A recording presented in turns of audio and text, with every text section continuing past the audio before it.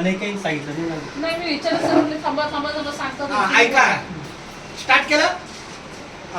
नमस्कार, पुन्हा एकदा आपलं आज तसा 4 सप्टेंबर आहे. पूर्व शिक्षक दिनाची ही संधी आहे.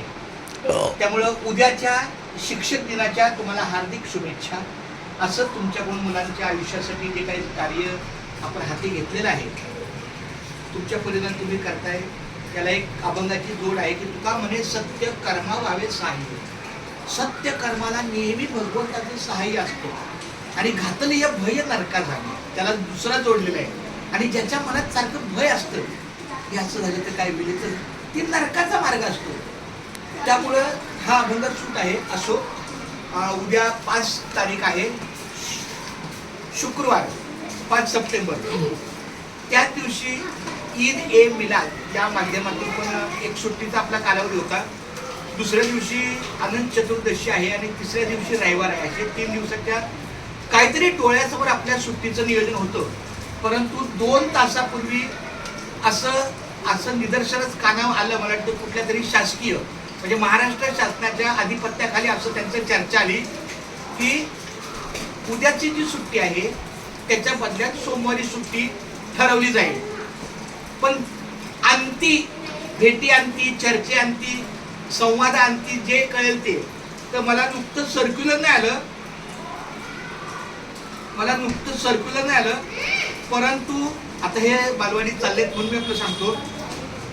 निश्चित आहे की नाही माहित नाही, पण सरासरी असं आहे, सर्वांना कळवण्यात येते की आता आणि मुंबई महानगरपालिकेची यंत्रणा स्वतंत्र आहे.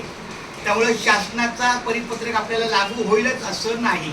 त्यामुळं हे आपल्या युनियनच्या मुंबई महानगरपालिकेमध्ये 2 युनियन आहे, त्या युनियनच्या माध्यमातून सरचिटणीसांनी पत्र दिलंय की सर्वांना कळवण्यात येते की आत्ताच माननीय शिक्षणाधिकारी जे आपल्या सुजाता खरे मॅडम आहेत त्यांच्याशी झालेल्या चर्चानुसार उद्याची ईद ए मिलाद सणाची सार्वजनिक सुट्टी सर्व वार्षिक शाळांना देण्यात यावी. म्हणजे उद्याची जी सुट्टी आहे, पहिली गोष्ट म्हणजे 5 सप्टेंबर हा शिक्षक दिन आहे. त्या दिवशी नियमानुसार उपस्थित राहणं क्रमप्राप्त आहे.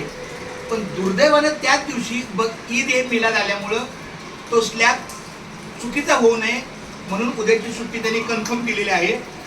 आणखी काय फरक पडला तर आम्ही सांगेल तुम्हाला, पण तरी सांगतो. तसेच सोमवारी सुद्धा ईद ए मिलाद साजरा करायचा असल्याने, तसेच शुक्रवारच्या ईद ए मिलादची मिरवणूक सोमवारी निघत असल्याने सर्व भाषिकांना सोमवारी पण सुट्टी देण्यात येत आहे. ऐका, त्या दिवशी भविष्यात जर या 2 सुट्ट्यातला काही सुट्ट्याचा दिवस भरून काढायचा असेल तर ती शनिवारच्या माध्यमातून मराठी आणि अन्य विभाग अशा प्रत्येकी अर्ध्या दिवसापर्यंत भरून काढण्यात येईल असे चर्चेअंती ठरलेले आहे. थोड्याच वेळात परिपत्रक निघेल. याचा अर्थ असा आहे की तसं पाहायला गेलं तर उद्या मुस्लिम सण आहे आणि लगेच दुसऱ्या दिवशी हिंदूंचा गणपती उत्सव आहे.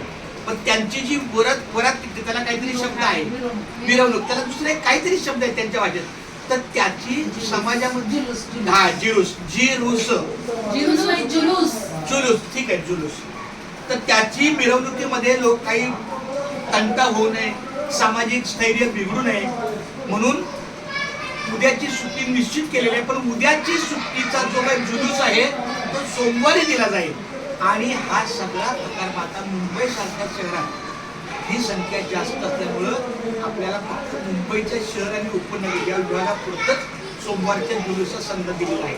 म्हणजे अजून हे अधिकृत आहे ना, अधिकृत कुणाचे आले सरचिटणीच्या माध्यमातून आलेलं आहे. ते आता 2 तासात येईल.